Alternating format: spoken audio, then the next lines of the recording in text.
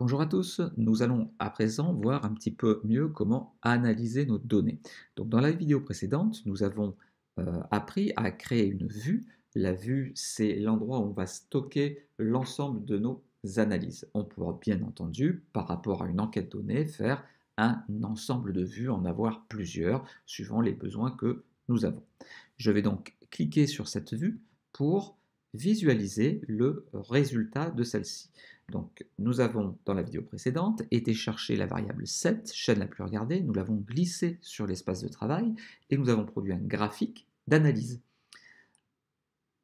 Il s'agit déjà d'un traitement à plat des questions fermées, c'est-à-dire que l'on va essayer de présenter un tableau contenant l'effectif des réponses obtenues et la fréquence. Donc là, pour l'instant, nous n'avons pas réellement de tableau, nous avons un graphique et on va basculer à ce que l'on appelle en stats un tableau de distribution et de fréquence, c'est-à-dire un tableau dans lequel on aura le nombre de répondants qui ont répondu à chacune des modalités et puis une mise en pourcentage, ce qu'on appelle donc des fréquences. Déjà, lorsque l'on regarde un petit peu cela, on s'aperçoit que la chaîne la plus regardée, ça semble être France 2. Et ça, en stats, c'est ce qu'on appelle le mode. Alors, on va essayer, à l'aide de Sphinx, de rendre tout cela un petit peu plus visible.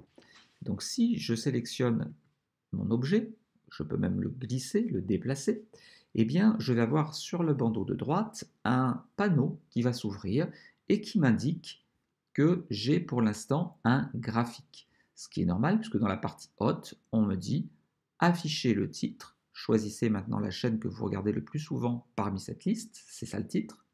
Et puis, on va afficher le graphique. Moi, ce que j'aimerais faire, c'est afficher également un tableau. Donc, j'ai un petit sélecteur qui est là, qui va me permettre de visualiser le tableau. En parallèle, je souhaite également que l'on que l'on masque plutôt le graphique, parce que je n'ai pas beaucoup d'informations visuelles. Donc, je vais désactiver le graphique, ce qui laissera plus de place à mon tableau. Pour l'instant, je n'ai que le pourcentage. TF1, 22%, etc. Donc ce que je vais faire, c'est que je vais aller dans la partie tableau et à valeur, il y a pourcentage. Si j'ouvre cette petite liste déroulante, je peux demander en plus l'effectif. Il me suffit de cliquer dessus. Et le tableau va se mettre à jour et on a donc ici maintenant l'effectif.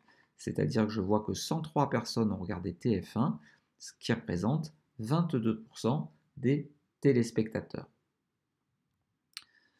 Le titre qui se trouve tout en haut n'est pas très parlant. En général, il convient pour répondre aux questions. Mais par contre, il ne commente pas, il ne résume pas le tableau de données. Donc je vais changer un petit peu ce titre. Je vais simplement double-cliquer dessus et je vais plutôt saisir un nouveau titre. Quelle chaîne de télévision regardez-vous le plus? Point d'interrogation. Voilà, donc ça sera mon nouveau titre. Je vais donc sortir. Je peux bien entendu modifier. Donc, si je trouve que ce titre n'est pas assez gros, eh bien je vais sélectionner. Je vais faire sélection taille et je vais par exemple le mettre en 14, ce qui me permettra d'avoir quelque chose d'un peu plus gros. Nous reviendrons là-dessus par la suite. On voit également que plusieurs chaînes de télévision ont été regroupées. On voit que dans Autres, j'ai France 3, j'ai France 5, j'ai M6. Et moi, ce que je voudrais faire, en fait, c'est pas avoir de regroupement. Je voudrais savoir qui regarde France 2, qui regarde TF1, qui regarde France 3. Donc, je vais aller toujours dans le bandeau de droite, dans l'onglet Calcul, cliquer sur Gestion des modalités, enfin sur la roue dentée qui est à droite de Gestion des modalités. À partir de là, un nouveau tableau va apparaître et j'ai donc mes chaînes avec les différents regroupements. Ces regroupements, si je n'en veux pas, je vais cliquer sur la petite corbeille pour les jeter. Nous apprendrons à utiliser les autres fonctionnalités un petit peu plus tard de cette fenêtre. J'ai ici jeté tous les regroupements et je vais donc faire OK.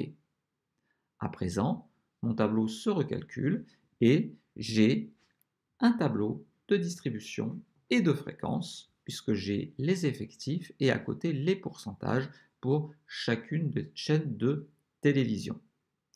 Afin d'être sûr que tout soit bien conservé, eh bien, je vais penser, et ça c'est vraiment un petit piège, à enregistrer mon nouveau tableau.